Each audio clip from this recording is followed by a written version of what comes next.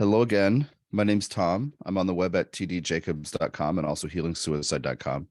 I'm an evolutionary astrologer, which you're going to hear about today, how I kind of approach certain things, and also a medium, a psychic medium, and a channel, and an energy worker. And I do a bunch of different things to support you in learning about your soul's journey, your life path, etc., and how to embrace it and make good things happen. And a lot of what I do is about shedding the unhappy past, helping you shed the unhappy past. So what I want to do, this video is about Pluto and Aquarius. Today is March 21st, 2023. It enters on the 23rd. It'll be there for some weeks and then retrograde back to Capricorn.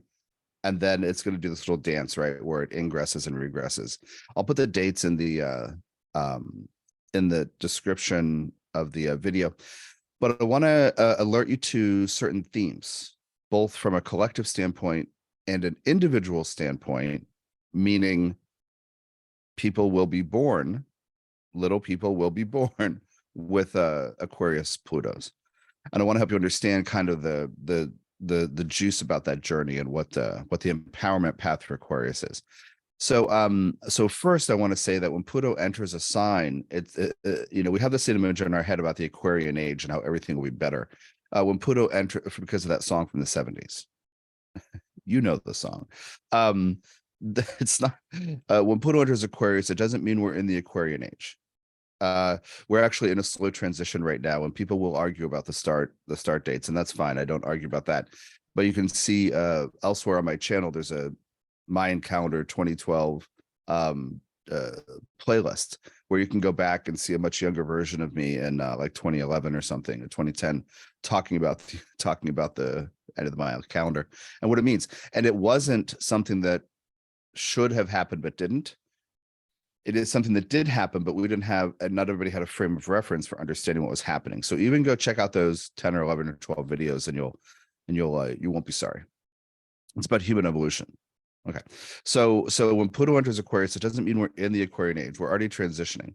But with any transition of age, I'll just add anecdotally, some people kind of wake up beforehand. Some people wake up when it happens, and some people take a while to wake up. So there's no overnight shift where we're suddenly holding hands around a campfire being happy, creating the divinely inspired future our hearts would love to live in. It's not like that. So anyway, so Pluto collectively can represent these movements, these groups of people and individuals seeking empowerment, right? This is how I approach Pluto.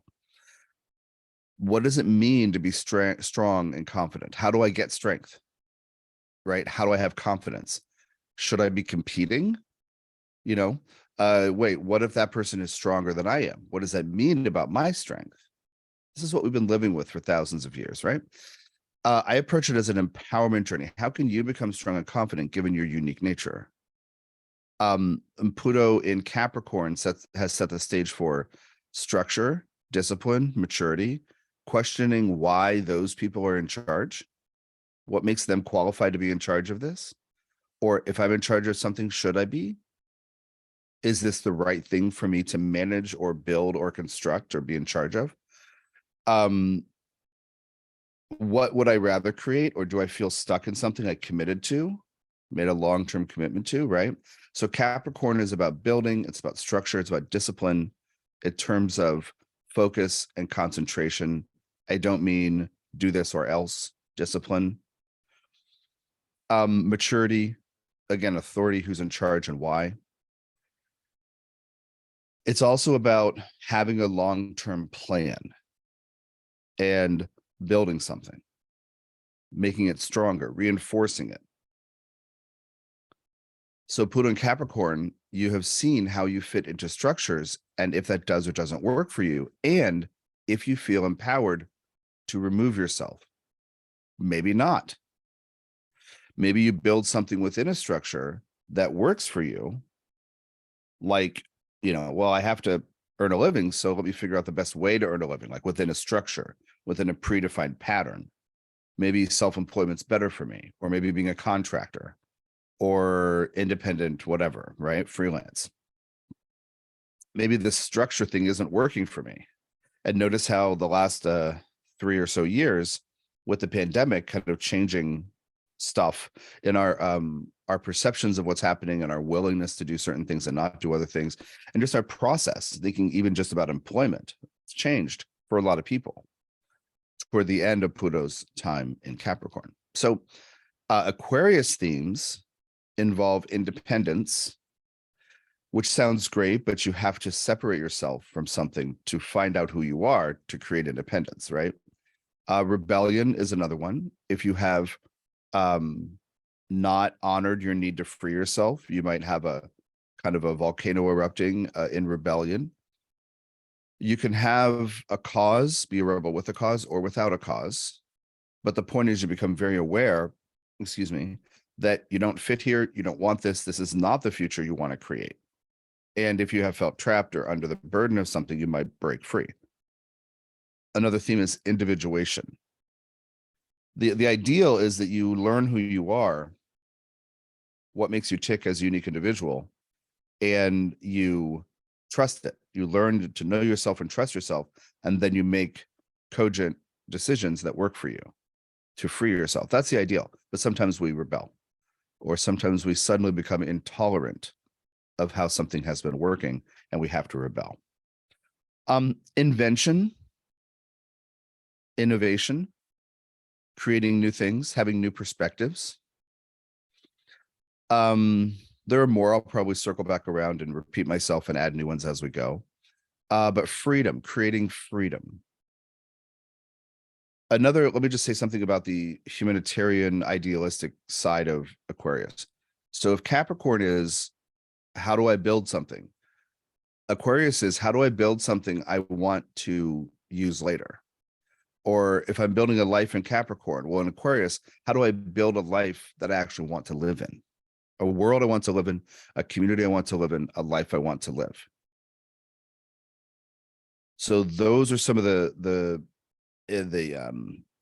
that's where a lot of people will get the urge or the impetus to make changes to free themselves, whether they do it right away when Pluto's first in Capricorn or later.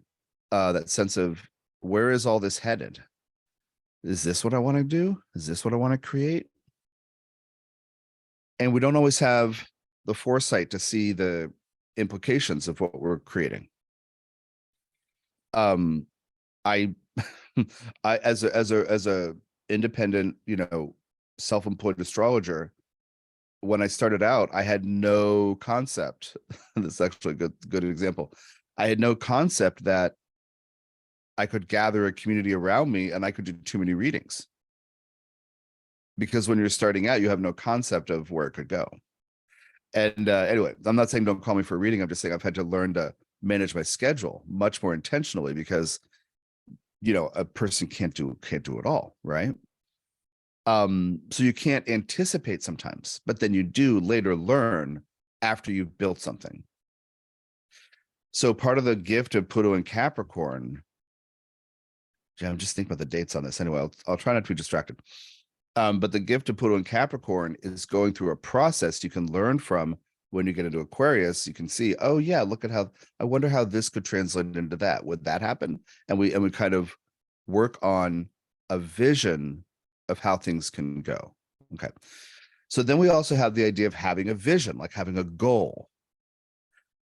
The humanitarian idealistic thing isn't that everything gets better immediately with an Aquarius ingress when a planet enters Aquarius, but it is that we're challenged to see that innovation, change, individuation, inventiveness, new solutions, visionary thinking can help us move into a better future. So there's work to do. Whatever it is that you're working to change, there's work to do. It's not a magic silver bullet overnight where everything's different, but you see where you feel stuck, or you see where a project or an association or a group you're part of isn't flowing or makes you feel stuck, and you need to innovate and change things up. So on the collective level, a lot of people might watch a video like this and want to know what's going to happen. We don't know. We don't know what's going to happen. And I don't do predictive work anyway. But I wanted you to keep these themes in mind as you're watching stuff bubble in the world and in your lives. Will it be better than Pluto and Capricorn? It'll be the same, just a different impetus to change, a different need to work through our fears to become empowered, or work through our guilt and shame and self-doubt to become empowered.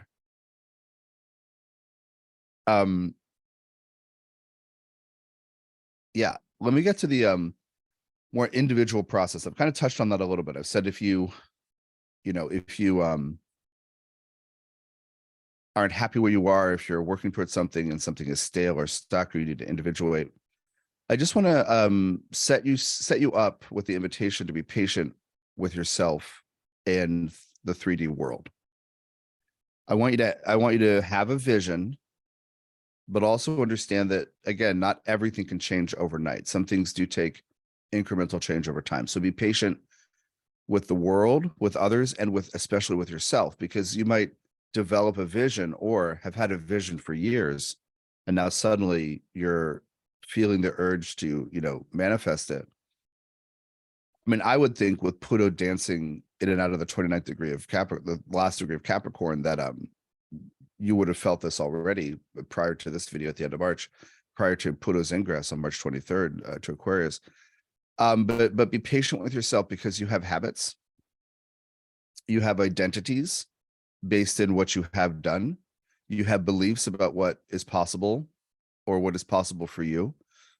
So what I recommend is having a vision and holding it. It's like having a vision board in your mind, or an actual vision board. I don't make vision boards, but I support you if that grooves with you, if that's good for you. But what I do is I'll hold an image in my mind, and then I begin the process of co-creation with the universe. I find out what's possible. Is this the right timing?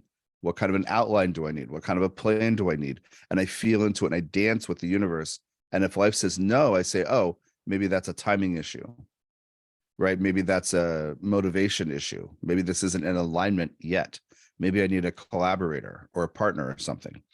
But don't lose the vision. Don't give up on it if life says not now, not yet, or no. This is how we co-create.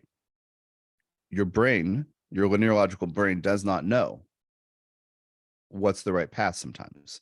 Not because it's not smart and you're not clever, but you're co-creating. So in thinking about a transition from like one Pluto sign to the next, if you want to make real changes, keep that in mind and be patient with yourself and hold the vision. I recommend people get grounded. I say it all the time in various videos, and go to my site and get the 313-minute grounding meditation. And if that works for you, get a pair of programmed tiger iron stones from tdjacobs.com, because the grounding process helps us be patient and develop things and manifest vision, because we don't get thrown when life says no. We learn to interpret that as, oh, maybe in a few months, or maybe that's the wrong approach, or something like that, instead of feeling shut down. Because as Pluto in Aquarius over the next few years, this challenge to change, and it won't be everywhere in the world. It'll probably come from inside you, that you just can't, I don't know what's wrong. I don't know where I'm stuck. And it could be this idea of freedom, individuation, whatever, but it's going to ask you to work. It's going to ask you to trust yourself that you can innovate. Sometimes with Aquarius processes, we are alone for a while first, meaning we have to find out who we are to individuate. We have to know who we are. We have to clear the noise of the world, the chatter of the world and media and other people and what they are always saying over and over again. God bless everybody in the good way, but we have to clear our heads to work with an Aquarius, with Aquarian methods. I always think of the image of an inventor in an outbuilding, the back of the property. People come visit the family and say, oh, hey, where's so-and-so? And they say, well, you know her. She's out in the back in her studio, in her laboratory. Away from people, right? Or living on the edge of the town to not have to deal with the people in the town. So self-trust, maybe that's a huge part of the journey for some people, or it will be for some people, maybe you. And the other thing is, what does freedom cost? you'll run up against certain images of freeing yourself or certain opportunities where it looks like it has to cost you something.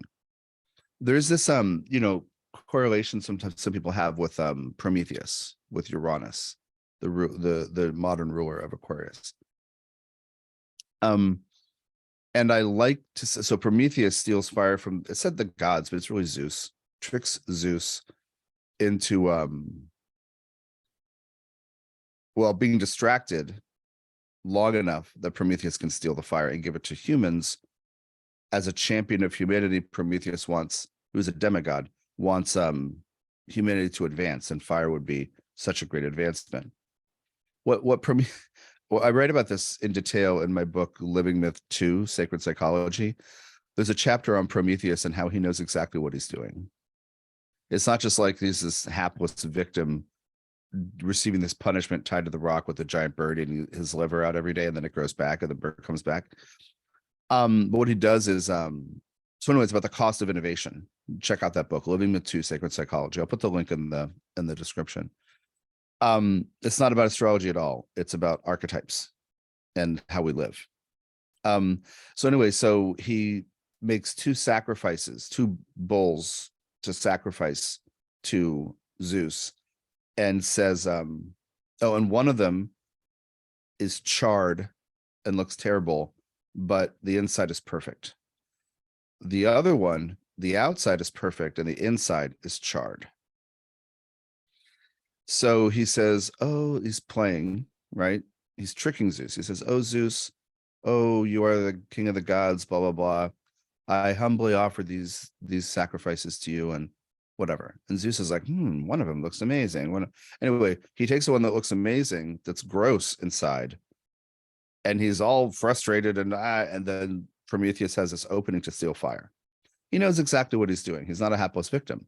So anyway, so I encourage people to overcome the fear that innovation has to cost. Like, in other words, what might you be willing to give up to have change? Like, do you perceive that you're a victim of change when life pushes you into change? Because this is one of the Uranian Aquarian things, is change is inevitable.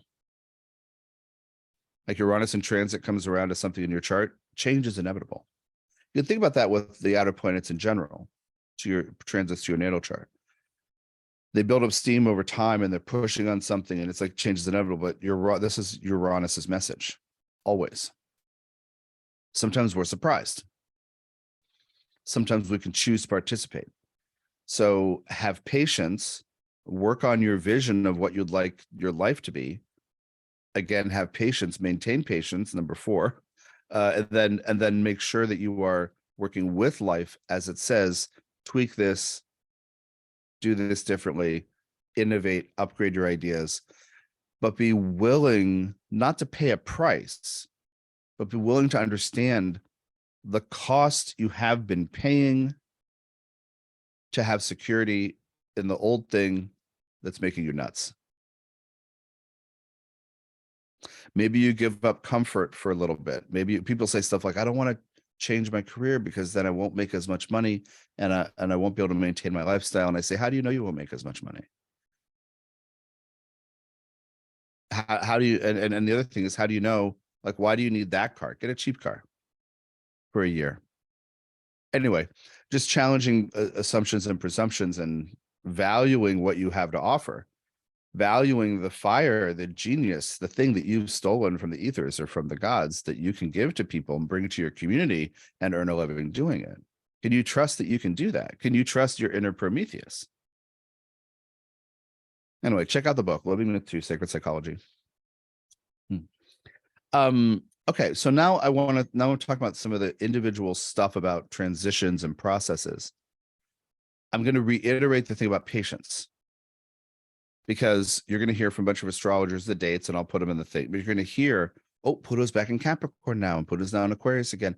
You're going to hear that over the next, I don't know, year and a half or whatever. I think it's late-ish November of 2024 when it goes into Aquarius the second time in this cycle, and then is there for, a while, years. But anyway, so we're going to have this little dance going on. Well, what if the change that you really need to make takes longer than now to November of 2024? Be patient. Have your vision and don't give up on you individuating and bringing forward your unique gifts. One could argue that Prometheus's gift wasn't fire. He stole it. But his gift is seeing how, maybe his gift is theft, but part of his gift is understanding the implications of delivering fire. Anyway, so now I want to talk about babies. People who will be born with this signature, with Pluto and Aquarius. So I said earlier, I'm an evolutionary astrologer. And what that means, part of what that means is that I look at this life, a given life, as a chapter in a longer journey that spans the Earth timeline. So it is a reincarnational approach, if you're not familiar with this. So we talk about past lives. I call them other lives, your soul's other lives. So there are themes that a soul, which is behind your personality at outside time, there are themes that a soul chooses for its given lives. And in evolutionary astrology, with different sets of symbols, or a set of symbols that we typically look at, it can vary a little bit. If you're talking about teachings that come down through Jeff Green, through people who have done his coursework and teach his stuff, that's one thing. And then you have Steve Forrest, who has his, has the same, mostly the same symbol set, but it's approached it a slightly different way. And then I studied with Steve for years, and now I kind of tweak a little bit of the stuff from Steve. So if you're wondering, like, which camp am I in, or what school did I come from? I definitely come from Steve Forrest's school. And I try to give him credit when I quote him and steal his stuff, steal his ideas. Kind of a Promethean thing, but I'm giving him credit, and I'm not chained to a rock. But anyway, but I work with an ascended master, Hermes, Jehudi, Thoth, Saint Germain, Merlin, that being, to add some stuff in, because of the model of soul that I've brought into astrology is unique from the other human teachers. So anyway, so I'm kind of doing my third thing here, especially regarding Pluto. Stay tuned later this year. Stay tuned for the Pluto Healing Intensive webinar. I'm just about to set dates. Maybe by the time I post this video, I'll have dates in the description. If not, I'll come back and add them in. It's kind of an incubator for learning about my third stream approach to Pluto, and then putting it to play in your life about empowerment, strength, and healing, overcoming the painful past, right? Learning to really heal guilt and shame and regret and all the negative shadow stuff that we fear. Learning to embrace the shadows with love, essentially. So definitely come from Steve's tradition, and I've added some stuff in with maybe 2% from Jeff Green stuff that I've just learned over the years. So very little. So okay. So Pluto is the empowerment journey the soul sets out for the humans, is where I begin with natal thinking about natal Pluto. So yes, it represents the unconscious drives in my world. It represents the shadow, deepest emotions we may not know how to deal with, survival issues, and the sense of drive to survive or to overcome obstacles, to transform, all the normal stuff about Pluto that you encounter in astrology, and all the psychological stuff too. So Pluto in a birth chart tells me, over the course of millions of lifetimes, what empowerment path this soul's choices is about. What's the empowerment path? Now, house matters, aspects matter, if it's retrograde matters, it all matters. And we don't have the same birth chart in every life, but Pluto and Aquarius would in different lives have different attachment or associations with the Uranus archetype, or Uranus and the Scorpio Plutonian archetype. So anyway, there's a little thematic overlap here. People ask me, do we have the same chart in every life? And the answer is no, but we have recurring themes that overlap. So Okay, so Pluto in Aquarius. Well, this, if a child is born, person's born with Pluto in Aquarius, the empowerment journey centers on all these things I'm talking about. Freedom, does it have to cost? Humanitarian stuff, can I possibly create a future I want to live in? Can I work with like-minded others, community, to create a future we want to live in together? Therefore, networking, politics to some degree, activism, protest, revolutions. Oh, then the rebellion and revolution part of it too. The themes in different lives are, can I be free? What do I have to do to be free? What might it cost me? So we're going to be dealing with a generation of people who have, on one hand, innovative ideas, and on the other hand, some memories of being blocked to innovate. Blocked, or the need to be free, but blocked or disempowered regarding individuation and actually being free. So regarding a natal placement with a generation here, a subgeneration, I want to plant the seed for you of all the best and worst. All the cleverness of Aquarius, and sometimes in many, the memories of being thwarted. All the need for freedom, but memories of being stopped for different reasons, for all kinds of reasons.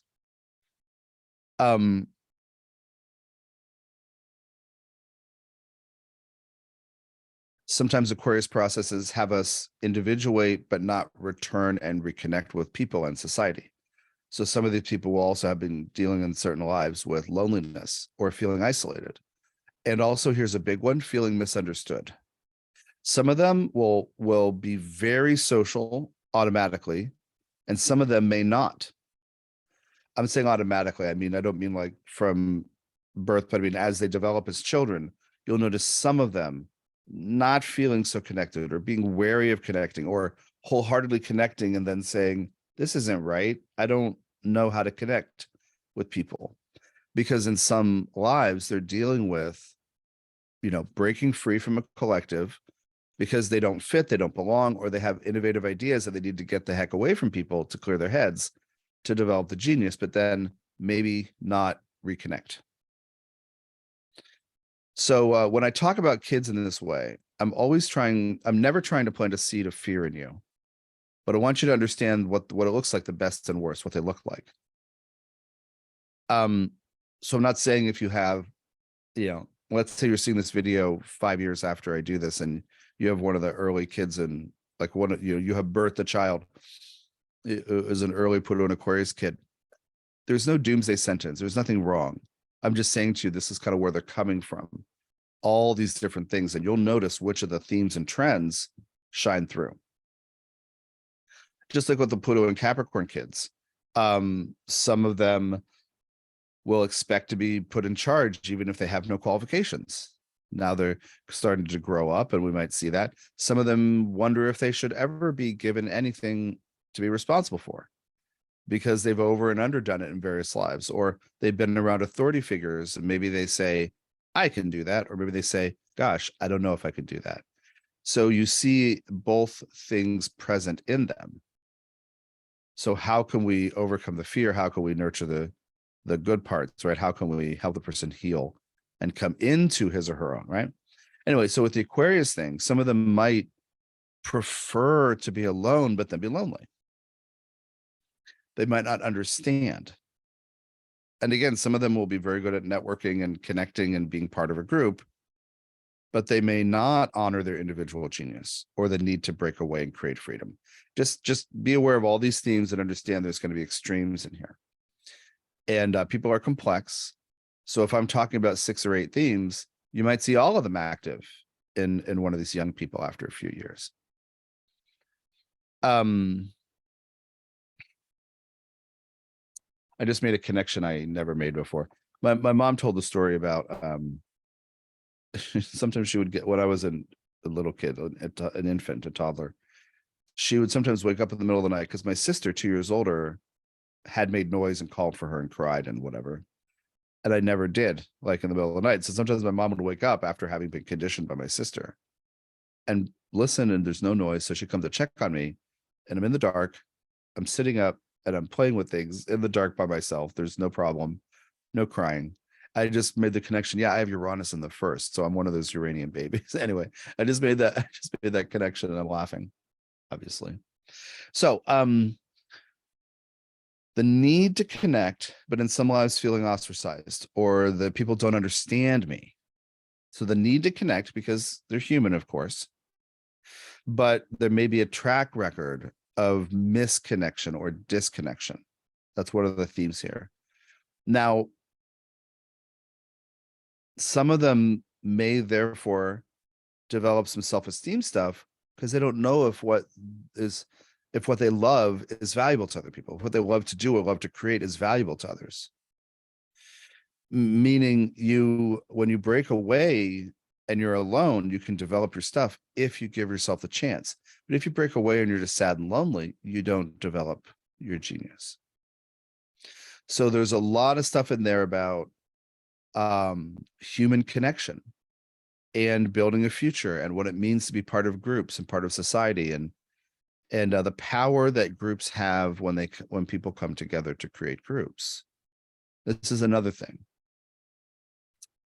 I tell clients and students this very important note when Pluto's in the 11th house, which is associated with this Aquarius archetype, natally on the 11th. And a lot of people with the Pluto in Aquarius may show this after they're born. I'm telling you this all before any of them has had a chance to even arrive. But I've been thinking about doing this for upwards of a year. And I just had to clear the decks of a couple things before I could think straight and actually do this video. But I wanted to plant some seeds in your mind about Pluto and Aquarius, and here we are a couple days away. People with Pluto in the 11th quite often think that groups are the problem, meaning they've been burned in groups or disempowered in different ways and felt powerless in groups. Maybe they've lost their voice, not literally, but their contribution has been lost in a crowd or lost in. Maybe they raised their hands and told a truth or offered an innovative idea and the group said that's too much trouble, or we've heard it all before, or everything was fine before you got here. Like the idea of being vilified for telling the truth or carrying Plutonian energy, which can threaten transformation. Even if you don't open your mouth, you might be seen as a bad influence sometimes, where Pluto is concerned, wherever it is in your chart. So in this context, everything was fine before that witch got here, or everything was fine before that rabble rouser or whatever. Anyway, so some of them may perceive that groups are the problem. That when people get together, they lose their minds or they're stupid. They become stupid. Even well-meaning people with wisdom do stupid stuff together. That's one of the reasons why Aquarius people might sometimes avoid groups, where some Aquarius people figure out it's about who you hang out with. So you have to upgrade your connections, upgrade the context you're in, upgrade the group you're willing to be part of. So when we think about someone with Pluto in the 11th or Pluto, they might be bitter about what has happened to them in groups. They quite often are. Sometimes they're not, but sometimes they are, because just wherever they go, there just seems like, right. And it's like what's happening is replaying different other life memories, past life memories of having been ostracized or kicked out or whatever. I was actually working with a woman, doing energy work for a woman yesterday. And for her, a past life came up when we're doing the readings, because that's quite common as I do energy work on people. I'm looking for the source of this thing, and she's got this legal battle going on, and so I'm looking for the source of it. And in the previous energy work sessions, I got some insights and did some clearings, but we keep looking until we find the things, and then the whole thing shifts. And then the most recent story that came up was in a large extended family environment, like a kinship group. She found out about something and could not keep her mouth shut. She found out about an injustice. It wasn't criminal at the time, but an injustice that was moral outrage. So she essentially had moral outrage and said, I will not, I'm protecting my family members and they're being taken advantage of. This has to stop. and she was ostracized. So that sense of even a family group, a large group can be an 11th house or Aquarius group, right? So she's having this struggle in groups and with institutions and things, and she couldn't abandon her principles, right? So anyway, we always find a way to work through it and clear the old energies. But I just want to say that some people have a predisposition to judging groups and mistrusting when people get together. And your favorite author, somebody says to you, "Oh, that's the subject of my book club." And part of you just immediately mistrusts the whole thing. That's Pluto in the 11th, natally. Anyway, so some people with Pluto in Aquarius may have this too. Simultaneously, they will have visions of forward-looking change. Visions of how to push the envelope, how to innovate, how to create a new society, how to create solutions, how to create better this, better that, better technologies. So I just want you to kind of have the sense of, cleverness and inspiration and vision, but also sometimes pain, because if I bring my vision to the group, they're just going to crap all over it or ignore it because it's too much trouble. Some of them have those experiences of inventing things and being passionate and being deflated as a result. Deflated as a result of bringing it to maybe the wrong group, but maybe a group at the wrong time. Because another part of this is forward-looking insights. And maybe 5 years later, somebody says to the person, I know we were really awful to you when you brought that idea, but now we get it. Can we bring you back in? That happens with 11th house Aquarius stuff, because you may see things ahead of time. Yeah, I think that's the end of this video. Thanks for your time and energy. I'm going to put links to different things and the dates in the description, to the book Sacred Psychology 2, and also to the Pluto Generations course, which is a video course, an online course that I did with Astrology Hub several years ago, and it looks at the Pluto Generations, my from Cancer to Capricorn. There is not an Aquarius entry in there, but you can think of this as a prefiguring a kind of entry in there for you to understand some things about it. But the Pluto Generations course is meant to help you understand your generation, your subgeneration, and also those of people you're connected with. So Pluto was in Cancer the last time in 19 teens. I can't remember if it's 1913 or somewhere around there. And then, of course, Pluto in Capricorn ends in 2024. So looking at those 7 subgenerations, you can see a lot of you will be able to see your grandparents and parents and children and maybe grandchildren, depending on where you are in that, and spouses, and but anyway, it's a really fantastic course to understand the bigger picture, so we can have more understanding of each other, where we're coming from. Like, if growing up I had understood, I have Pluto in Libra, my sister has Pluto in Virgo, my mom and dad had Pluto in Leo. If I had just understood the larger umbrella implications of what that really means, we all would have been a lot better off. So anyway, so I offer that course to you, Pluto Generations, and see all the things I'm up to, including the upcoming Pluto Healing Intensive webinar.